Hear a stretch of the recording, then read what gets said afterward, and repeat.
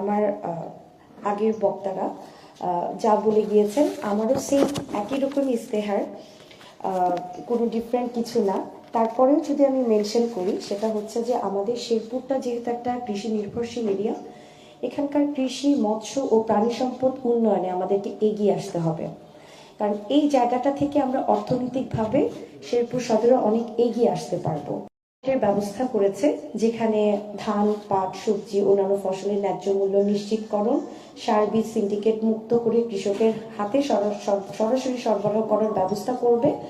কৃষকদের বিশেষ সহায়তা দিবে যারা বন্যা কবলিত হবে। মৎস্য ও গবাদি পশু খাতে গ্রাম ভিত্তিক যেন নিরবিচ্ছিন্ন বিদ্যুৎ সরবরাহ করা যায়, সেই ব্যাপারে আমি ইনশাল্লাহ বিশেষ গুরুত্ব আরোপ করব। শেরপুর শিক্ষার মান অনেক পিছিয়ে আছে। বিশেষ করে আমি মনে করি যদি মেডিকেল কলেজ এবং বিশ্ববিদ্যালয় আনা যায়, সেই ক্ষেত্রে আমরা আমাদের যে সদর হাসপাতালের ডাক্তার সংকট আছে সেটা দূর করতে পারবো। কারণ একটা মেডিকেল কলেজে যখন ডাক্তাররা পাশ করে ইন্টার্নি করবে, তখন আমরা মেডিকেল কলেজে ইন্টার্নিরা তাদের প্রশিক্ষণের পাশাপাশি সদর হাসপাতালেও যদি আমরা সেই ডাক্তারকে ডিস্ট্রিবিউট করে দেই, তাহলে একই সাথে কিন্তু শেরপুর সদরের মানুষের যে ডাক্তার সংকট আছে সেটা দূর হবে। এছাড়াও নার্সিং ইনস্টিটিউট যদি আমরা গড়ে তুলতে পারি, সেখানেও কিন্তু নার্সগুলোকে আমরা শিক্ষানবিশ যে নার্স আছে তাদেরকে ডিস্ট্রিবিউট করে আমরা কিন্তু এই যে আমাদের ডাক্তার নার্সের যে সংকট আছে সেটা আমরা দূর করতে পারি। এছাড়াও আমাদের প্রত্যেকটা গ্রামে যে স্কুলগুলো আছে সেগুলা ডিজিটাল করা উচিত এবং আমি বিশ্বাস করি যে এটি সম্ভব হবে ইনশাল্লাহ। বাংলাদেশ জাতীয়তাবাদী দল অবশ্যই এই ব্যাপারে বিশেষ গুরুত্ব রাখবে। কারিগরি এবং আইটি প্রশিক্ষণ কেন্দ্র বৃদ্ধিকরণের ব্যাপারে বিশেষ গুরুত্ব দিব। মাদ্রাসা শিক্ষার আধুনিকায়ন দরকার। এছাড়া শেরপুর সদরের যে নন এমপিওভুক্ত শিক্ষা প্রতিষ্ঠানগুলোকে এমপিওভুক্ত করার জন্য বিশেষ ব্যবস্থা দেওয়া উচিত। এছাড়া স্বাস্থ্য ও চিকিৎসা খাতের জন্য আমাদের যেটা আমি আগেই বলে ফেলেছি, আসলে একই সাথে দুইটা মেডিকেল কলেজ চলে আসলে সেটা আমরা উন্নয়ন করতে পারবো। মা ও শিশু স্বাস্থ্য সেবায় বিশেষ গুরুত্ব আমি দিতে চাই। একই সাথে আমাদের শিশু একটা স্বাস্থ্য সেবা কেন্দ্র গড়ে তোলা উচিত, যেখানে শিশুদের সব রকমের চিকিৎসা হবে এবং একই সাথে আমাদের একটা চক্ষু হাসপাতালের ব্যাপারে আমি বিশেষ নজর দিতে চাই। এছাড়া অবকাঠামো যোগাযোগ ব্যবস্থার জন্য শেরপুরের রেল লাইন অবশ্যই গুরুত্বপূর্ণ, সে ব্যাপারে আমি গুরুত্ব দিব। তাছাড়া শেরপুরে একটা আধুনিক শিশু পার্ক দরকার। শেরপুরে জেলা স্টেডিয়ামকে আধুনিকায়ন এবং প্রতিটি ইউনিয়নে খেলার মাঠ স্থাপন করতে হবে। ভাঙা রাস্তা, ব্রিজ ও কালভার্ট দ্রুত সংস্কারের জন্য আমি গুরুত্ব দিব। জলাবদ্ধতা নিরসনে আমি ড্রেনেজ ব্যবস্থা করতে চাই, যেটা পৌরসভাতে খুবই বাজে অবস্থায় আছে বর্তমানে। পরিকল্পিত গ্রাম মাস্টার প্ল্যান বাস্তবায়নের জন্য ইনশাল্লাহ আমার প্ল্যান আছে।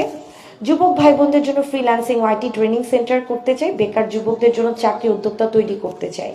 সোশ্যাল মিডিয়া ও ডিজিটাল প্ল্যাটফর্ম ব্যবহার করে অনলাইনে আয়ের প্রশিক্ষণ দেওয়ার ব্যবস্থা করতে চাই। রেমিটেন্স বৃদ্ধির জন্য বিদেশ গমন ইচ্ছুক যুবকদের দক্ষতা বৃদ্ধিতে বহুমাত্রিক প্রশিক্ষণ কেন্দ্র তথা ল্যাঙ্গুয়েজ সেন্টার ডেভেলপ করতে চাই। কর্মসংস্থান আর অর্থনীতির দিক থেকে এগিয়ে থাকার জন্য গ্রামে যে শিক্ষাহীন, গৃহিণী, প্রবীণ ও দীর্ঘমেয়াদী বেকারদের জন্য লক্ষ্যভিত্তিক কর্মসংস্থান প্রোগ্রাম চালু করা হবে, যার মধ্যে হচ্ছে হস্তশিল্প, কুটির শিল্প, ক্ষুদ্র ব্যবসা, কম্পিউটার, ডিজিটাল দক্ষতা প্রশিক্ষণ এবং তাদের প্রদান করা হবে সুলভ হারের মাইক্রো ক্রেডিট ও সরঞ্জাম সহায়তা।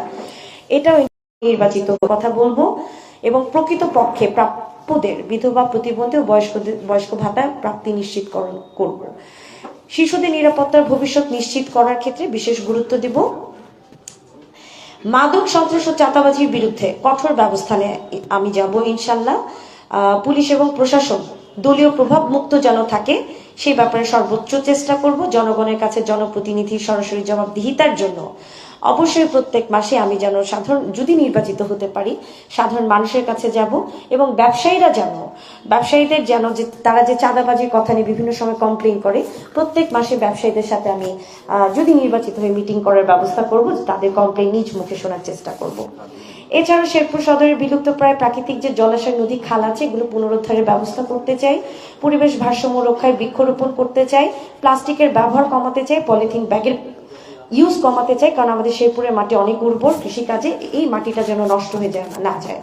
পর্যটন সম্ভাবনাময় শেরপুর জেলাকে পরিকল্পিত পর্যটন উন্নয়নের ক্ষেত্রে আমি বিশেষ গুরুত্ব দেব। সবচেয়ে বেশি ইম্পর্টেন্ট যেটা আমাদের জুলাই যোদ্ধা এবং শহীদদের তাদেরকে পুনর্বাসনের ব্যবস্থা করতে হবে, তাদেরকে আমাদের স্মরণে রাখার জন্য। আমি মনে করি যে আমাদের শেরপুরে 14 জন শহীদ হয়েছে, তো আমার যেহেতু সদরের 14টা ইউনিয়ন আছে, আমি যখন রাস্তাঘাটের যদি এমপি হয়ে আসতে পারি, রাস্তাঘাটের উন্নয়ন যখন সড়ক ব্যবস্থা করবো ইনশাল্লাহ, তাদের নাম অনুসারে আমি করতে চাই।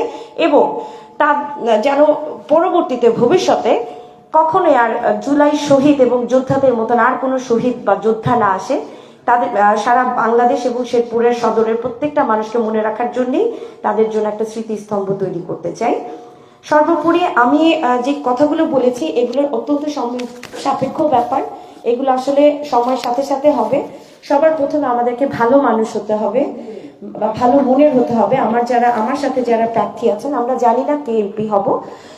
আমি যদি এমপি হই, আমি সকলের পরামর্শ নিয়ে, সর্বস্তরের জনগণের পরামর্শ নিয়ে, যারা আমাদের শেরপুরের দীর্ঘদিন যাবৎ বিভিন্ন কাজে সমাজসেবা দিয়ে আসছেন, তাদের পরামর্শক্রমে শেরপুরের মানুষ কি চায় সেই অনুযায়ী আমি কাজটাকে আগিয়ে নিয়ে যেতে চাই।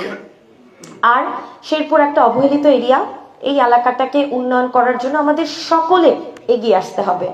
আমরা যে কোনো প্রার্থী এককভাবে পারবো না যদি আমাদেরকে সহযোগিতা না করা হয়। সুতরাং আমরা প্রত্যেকটা প্রার্থী যেন সমানভাবে একে অপরের বন্ধুর মতন সকলে থেকে কাজ করতে পারি, এটাই চাও। ধন্যবাদ সকলকে। আসসালামু আলাইকুম।